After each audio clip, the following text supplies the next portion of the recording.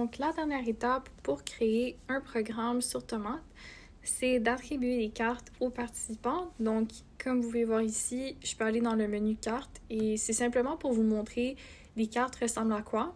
Ici, j'ai déjà 10 cartes qui ont été générées. D'habitude, ça, c'est un processus avec lequel on va vous assister. Donc, dès que vous êtes prêt à créer vos cartes, vous pouvez nous contacter. M'assurer d'inclure notre adresse courriel dans la description de la vidéo si jamais vous avez des questions ou vous êtes prêt à entamer ce processus. Donc, c'est simplement pour vous montrer ça ressemble à quoi. Donc, chaque carte va avoir un identifiant unique. Donc, par exemple, la carte numéro 1, ici, et aussi un numéro qui va être unique aussi. Comme vous pouvez voir, il y a aussi un code QR, et c'est ce code-ci qui va être à l'endos des cartes lorsqu'elles seront imprimées. Donc maintenant, si on retourne au menu participants, je vais vous montrer comment assigner une carte. Donc, on va dans le menu options ici pour la personne et on clique sur assigner une carte. Et ici, on viendrait scanner le code QR de la carte ou on peut entrer le numéro manuellement. Donc, moi, c'est ça que je vais faire. J'ajoute la carte numéro 1 pour mon premier participant. Je clique sur assigner et voilà. C'est aussi simple que ça. Mon participant a une carte. Ce processus-là, il arrive vraiment à la fin de la création du programme. Et souvent, les gestionnaires de programme vont attendre jusqu'à ce que les participants viennent chercher leur carte. Parce que dans ce cas-là, c'est beaucoup plus facile de juste scanner le code QR lorsque la personne a sa carte pour la première fois. Et ça sauve aussi beaucoup de temps et ça évite aussi des erreurs d'entrée lorsqu'on entre le numéro des cartes. Donc, comme vous pouvez voir ici, j'ai attribué ma première carte à mon premier participant et ensuite, je viendrai tout simplement répéter ces étapes-là pour tous mes participants. Malheureusement, on n'a pas encore une manière de le faire automatiquement, mais ça s'en vient bientôt. Pour l'instant, c'est une tâche manuelle, mais je vais vous montrer comment gérer ces cartes-ci une fois qu'elles sont attribuées. Donc, comme vous pouvez voir, on a encore le menu de base qu'on avait exploré plus tôt avec la modification des détails, l'historique des transactions, tout ça. Sauf qu'ici, on a des options pour la gestion des fonds et aussi la gestion de la carte. Donc ici, comme vous pouvez voir, on a la fonction « Ajouter des fonds ». Ça, on va revenir voir cette option-là un peu plus tard parce que je veux vous montrer l'option « Versement d'un paiement manqué ». Donc, si vous vous souvenez bien, dans la vidéo d'avant, je vous avais mentionné qu'on pouvait effectuer le versement d'un paiement manqué. Donc, c'est exactement ça qu'on va faire.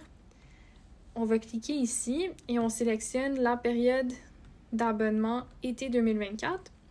Et comme vous pouvez voir ici, il y a 10 $ que mon participant a manqué. Donc, je clique sur « Ajouter le versement ».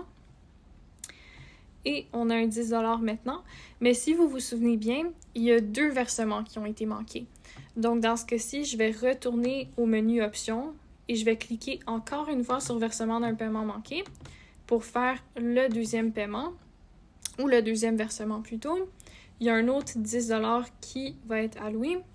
Et on clique sur « Ajouter le versement » et voilà. Et là, juste pour voir, j'ai plus l'option de le faire après. Donc ça, c'est une option qui va vraiment apparaître lorsqu'il y a un paiement manqué. Ici, il y a l'option « Ajouter des fonds ». Cette option-là n'est pas souvent utilisée parce que c'est très rare que vous ayez à faire ça manuellement. Comme vous venez de voir, souvent, ça va être sûrement à cause d'un paiement manqué, mais ça, il y a un bouton automatique pour le faire. Sinon, si par exemple, c'est une transaction qu'on veut rembourser, dans ce cas-là, on irait juste dans le menu « Transactions » ici.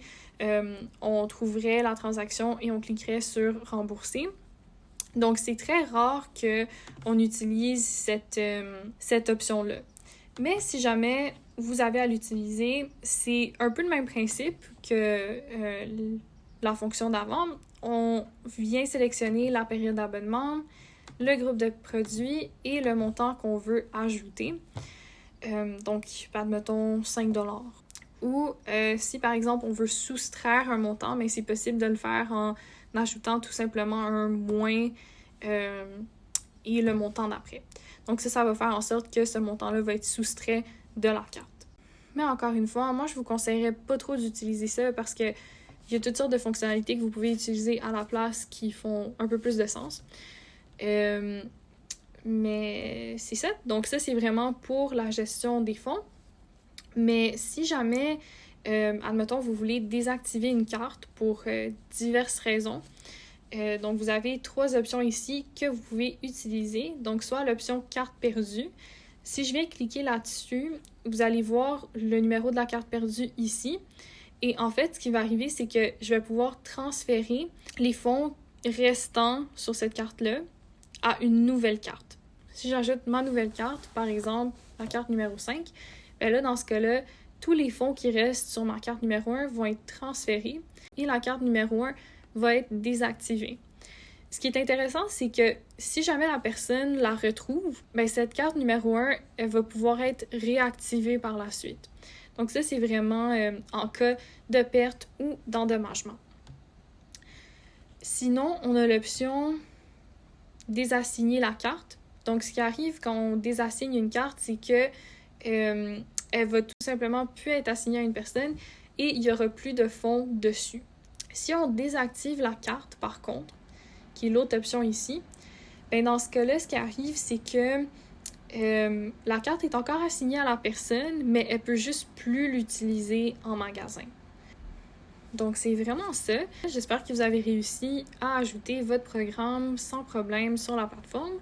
Je vais encore une fois ajouter notre courriel et notre site web en description si jamais vous avez besoin d'aide. Merci beaucoup!